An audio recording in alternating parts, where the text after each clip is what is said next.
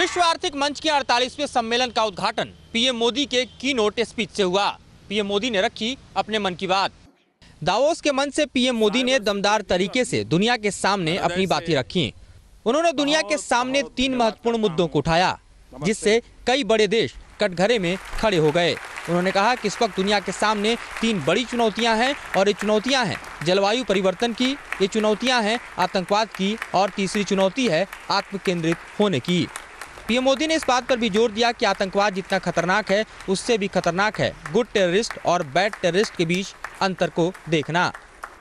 हमारे सामने कई महत्वपूर्ण सवाल हैं जो मानवता के भविष्य और भावी पीढ़ियों की विरासत के लिए समुचित जवाब मांगते हैं। दावोस सम्मेलन में हिस्सा लेने वाले पीएम मोदी पिछले 2 दशकों में पहले भारतीय प्रधानमंत्री हैं। जिस तरह से पीएम मोदी ने भारत में व्यवसाय के लिए अभूतपूर्व संभावनाओं का जिक्र किया, उससे समझा जा सकता है कि किस तरह से भारत बेहतर आर्थिक मोर्चे पर खड़े होने के लिए हर संभव द्वार खोलने के लिए तैयार है।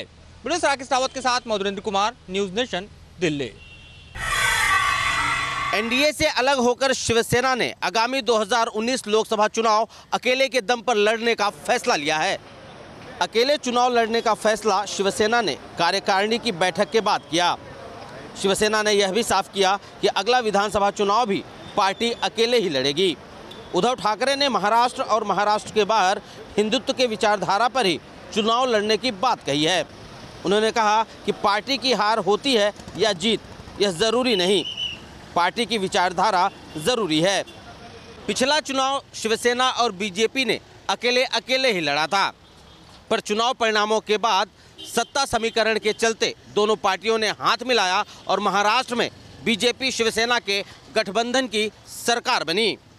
वीडियो जर्नलिस्ट कामेश हल्दे के साथ शैलेंद्र सिंह, न्यूज नेशन, मुंबई। आयोग घोषित विधायकों का मामला हाईकोर्ट पहुंच गया है। कल दिल्ली हाईकोर्ट 20 आयोग घोषित विधायकों के मामले की सुनवाई करेगा। दिल्ली के 20 विधायकों के लिए आम आदमी पार्टी ने दिल्ली हाईकोर्ट का रुख कर लिया है। आम आदमी पार्टी अपने 20 विधायकों को आयोग घोषित किए जाने वाले फैसले को चुनौती देने के लिए हाईकोर्ट पहुंची है। गौरतलब है कि आम आदमी पार्टी के 20 विधायकों को आयोग घोषित करने की सिफारिश चुनाव आयोग ने राष्ट्रपति से की थी। इस पर राष्ट्रपति ने अपनी मुहर लगा दी थी। आयोग घोषित विधायकों का मामला दिन पर दिन तूल पकड़ता जा रहा है। भारतीय जनता पार्टी और कांग्रेस चुनाव कराने की मांग कर रही हैं। ऐसे में अब देखना है कि आम आदमी पार्टी इन विधायकों को लेकर सुप्रीम कोर्ट जाती है कि नहीं। वीडियो जर्नलिस्ट अजीत कुमार यादव के साथ मोहित राज दुबे, न्यूज नेशन, दिल्ली। संजय लीला भंसाली की फिल्म पद्मावत के देश भर में रिलीज होने का रास्ता साफ हो गया है। सुप्रीम कोर्ट ने रिलीज पर रोक की मांग वाली मध्य प्रदेश और राजस्थान सरकार की अर्जी को खारिज कर दिया है। सुप्रीम कोर्ट में राजस्थान और मध्य प्रदेश सरकार ने अर्जी दायर कर अदालत के उस पुराने आदेश में बदलाव की मांग की थी, जिसमें सुप्रीम कोर्ट ने दोनों राज्यों में फिल्म की रिलीज पर लगे बैन को हटाने का आदेश दिया था। दोनों राज्यों ने फिल्म रिलीज होने की स्थिति में कानून व्यवस्था बिगड़ने का अंदेशा जताया था, लेकिन सुप्रीम कोर्ट ने कहा कि अगर 200 लोग सड़कों पर उतर आएं और राज्य कानून व्यवस्था का हवाला देकर फिल्म पर बैन लगाने की मांग करें, ऐसा हो नहीं सकता। कोर्ट ने कहा कि राज्यों में कानून व्यवस्था की स्थिति खुद बिगाड़ी है और ऐसी सूरत में अब वो इसका हवाला देकर फिल्म पर रोक लगाने की मांग कर रहे हैं। सुप्रीम कोर्ट ने साफ किया कि पहले राज्य फिल्म की रिलीज को लेकर दिए गए पुराने आदेश को लागू करें। अगर आगे चलकर कानून व्यवस्था को लेकर कोई समस्या पैदा होती है तो अदालत का रुख फिर से कर सकते हैं।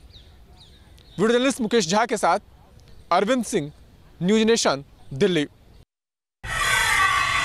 सीलिंग के विरोध में सड़कों पर उतरे व्यापारी। बंद की कॉल के बीच सीलिंग के मसले को लेकर सियासत की तस्वीर भी दिखाई दी। सुप्रीम कोर्ट की मॉनिटरिंग कमेटी के निर्देश पर दिल्ली में हो रही सीलिंग के खिलाफ आज व्यापारियों ने दिल्ली में अपने व्यापार बंद रखे। ज्यादातर बाजारों में बंद का असर तो दिखाई दिया, लेकिन कुछ बाजार ऐसे भी दिखाई दिए जहां रोज की तरह दुकानें खुली रहीं।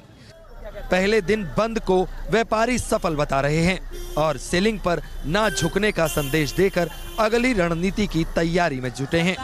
वहीं चावड़ी बाजार में सीलिंग के मसले पर सियासी तस्वीर भी सामने आई, जहां व्यापारियों के समर्थन में खुले ट्रक पर सवार इलाके की विधायिका अलका लांबा समर्थन के साथ चुनावी प्रचार भी करती दिखाई दी, तो व्यापारियों के मंच से इस पर एतराज भी जाहिर किया गया।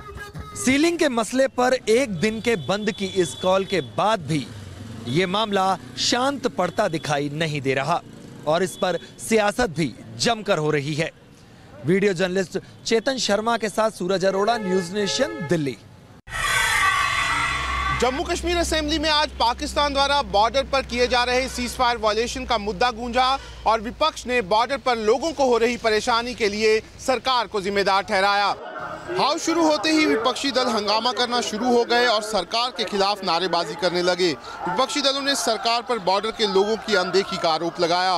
विपक्षी दलों के मुताबिक सरकार ने बॉर्डर के लोगों को बंकर देने के बड़े बड़े वादे तो किए, लेकिन आज भी ज्यादातर गाँव में सरकार एक भी बंकर नहीं बना पाई है और यही कारण है कि बॉर्डर के लोग फायरिंग का शिकार हो रहे हैं। ये बात सच भी है कि बॉर्डर के ज्यादातर गांव में अभी भी बंकरों की कमी है और सरकार को जरूर इन बंकरों को बनाने में तेजी लानी होगी। वीडियो जर्नलिस्ट एजाज अहमद के साथ Shahnawaz Khan, news nation, Harispura sector, Jammu.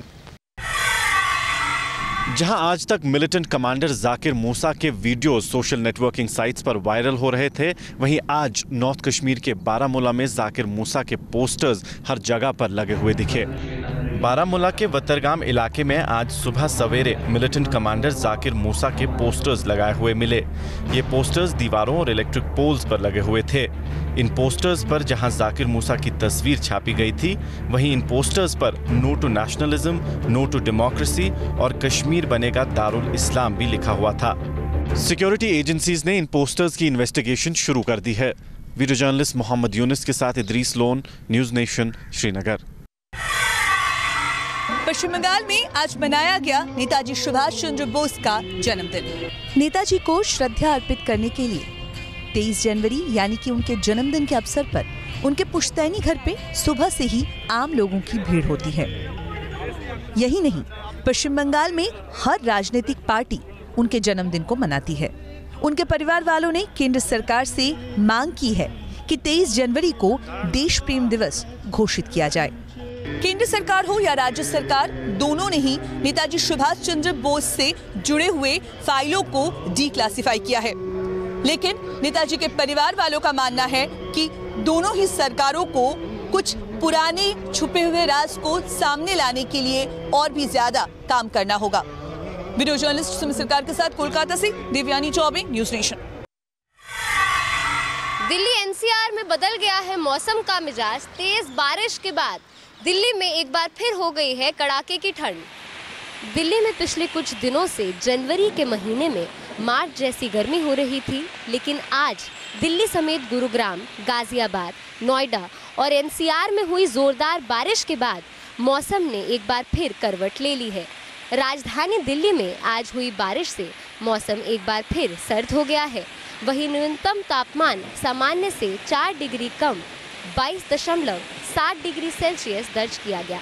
ऐसा माना जा रहा है कि दिल्ली एनसीआर में आया मौसम का ये बदलाव पिछले कुछ दिनों में उत्तर भारत के पहाड़ी इलाकों में बदले मौसम और वेस्टर्न डिस्टर्बेंसेस का असर है। हालांकि बारिश के चलते दिल्ली वासियों को गर्मी से राहत जरूर मिली है, लेकिन मौसम विशेषज्ञों के माने तो कल से एक बार फिर पारा बढ़ने की उम्मीद है। वीडियो जर्नलिस्ट अजीत यादव के साथ सरगम पंत, न्यूज़ नेशन, दिल्ली।